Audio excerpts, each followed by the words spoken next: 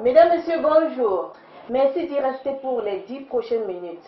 Alors, aujourd'hui, le docteur Mazoutemoua va nous entretenir au sujet de l'hypertension. C'est une maladie qui fait peur, qui laisse parfois des séquelles. Alors, bonjour, docteur. Bonjour, madame Lamy. Comment vous allez?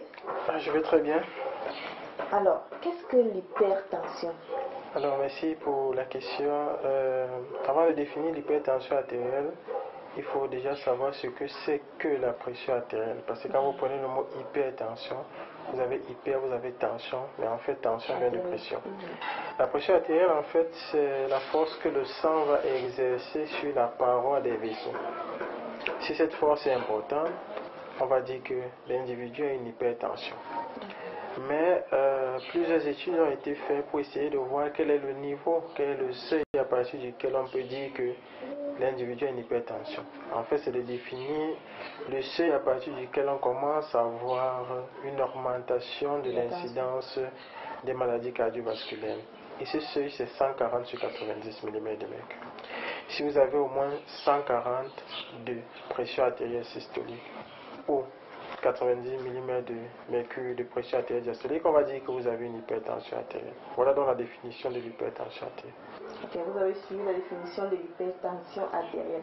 Alors, quelles sont les causes de l'hypertension? Qu'est-ce qui peut vraiment causer l'hypertension? Est-ce que tout le monde peut avoir ça ou ça choisit les gens?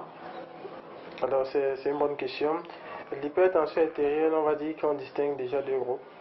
Ce qu'on appelle l'hypertension artérielle essentielle ou primitive, pour laquelle on ne retrouve pas de cause, mais on retrouve un ensemble de facteurs de risque qu'on va voir tout à l'heure. Il y a également ce qu'on appelle l'hypertension artérielle secondaire, qui est secondaire à un ensemble de causes qu'on peut retrouver.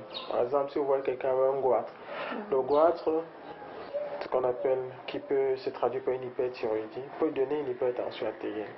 L'insuffisance rénale est une cause assez fréquente d'hypertension artérielle. Les gens qui prennent par exemple des corticoïdes pour se décaper, après ils sont obèses, ils ont ce qu'on appelle un syndrome de Cushing, ils peuvent avoir une hypertension artérielle. La grossesse, c'est une cause d'hypertension artérielle. Vous voyez des personnes qui ont ce qu'on appelle l'hypertension artérielle gravidique. Voilà quelques causes secondaires de l'hypertension artérielle. Mais sinon, ces causes représentent environ 5 à 10% en fait, de la maladie.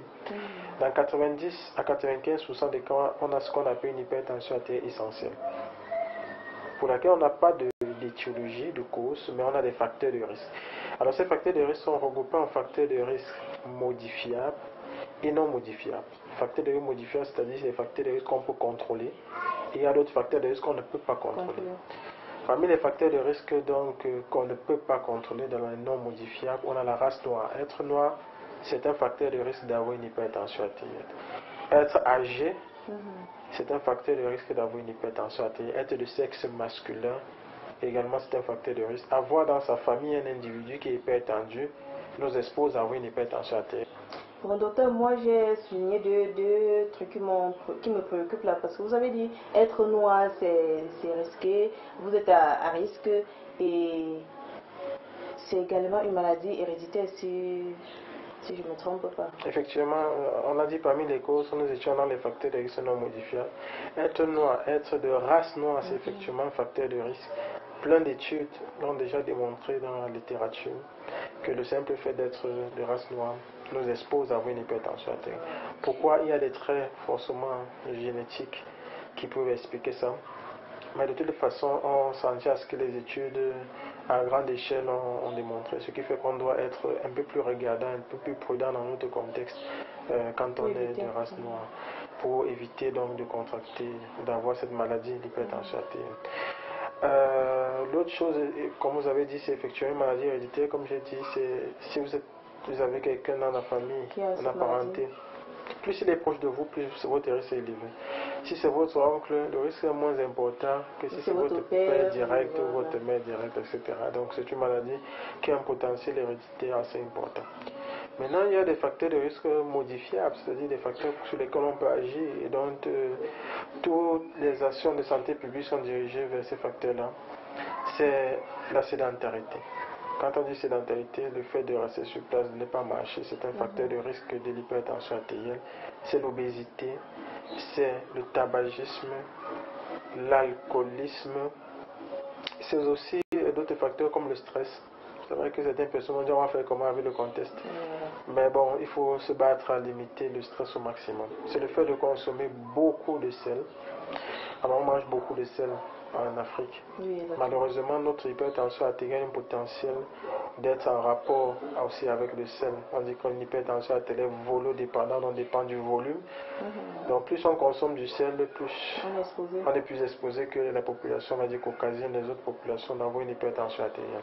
Donc nous on doit être plus regardant. Vous voyez quand quelqu'un met le sel dans la nourriture, après il va encore mettre le cube, après il va mettre l'arôme. Voilà. Tout ça nous expose à avoir une hypertension artérielle.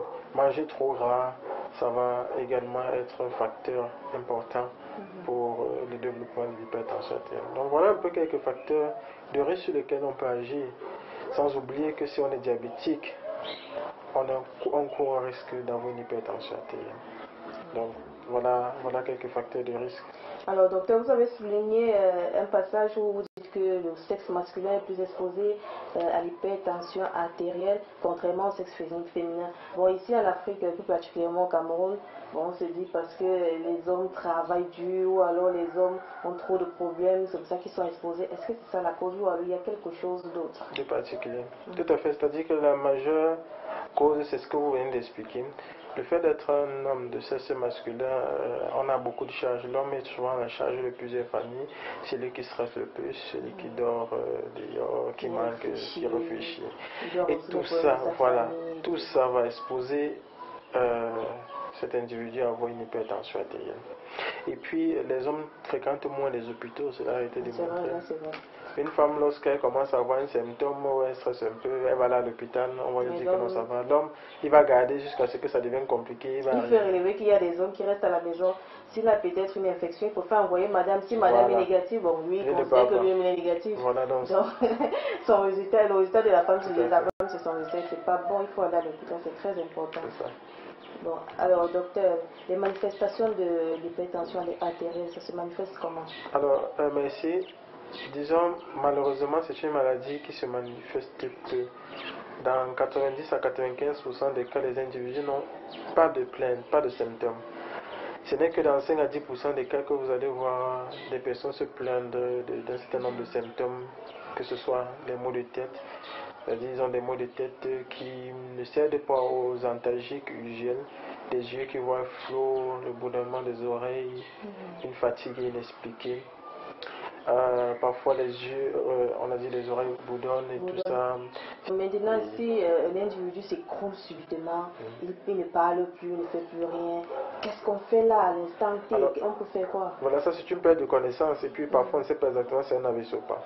Alors ce qu'il faut faire, ce qu'il ne faut surtout pas faire, parce que c'est surtout ça qu'il faut dire à la population, c'est de mettre les choses dans la bouche et tout, parce que quand vous mettez les choses dans la bouche, si par exemple l'individu était même peut-être en train de convulser, tout ça, il peut se fragiliser, les gencives, etc.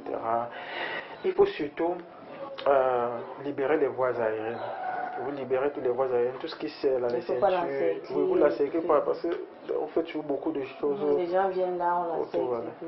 C'est ça, et puis ça l'étouffe même. Donc vous enlevez les ceintures, les soutiens, vous dégrafez tous les soutiens, vous libérez ces voies aériennes, vous déboutonnez tout. Vous le mettez dans une position qu'on appelle la position latérale de sécurité. Parce que s'il a perdu connaissance et qu'il est couché sur le dos, il peut avaler ses sécrétions. Et lorsqu'il inhale ses sécrétions, il peut entrer en détresse respiratoire et c'est plus grave que l'événement qu'il a fait. C'est la détresse respiratoire qu'il a fait. Voilà, ça se complique.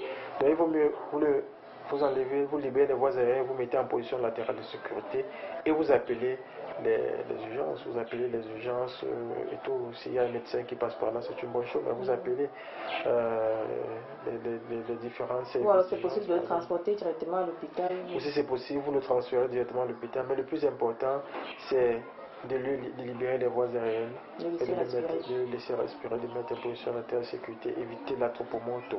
C'est ce qui est intéressant pour ce type de malade. Si vous pouvez le conduire rapidement, vous le conduisez rapidement à l'hôpital, ce serait une très bonne chose pour lui. Alors, docteur, nous allons vous remercier de nous avoir reçus une fois de plus dans votre bureau. C'est moi qui vous remercie.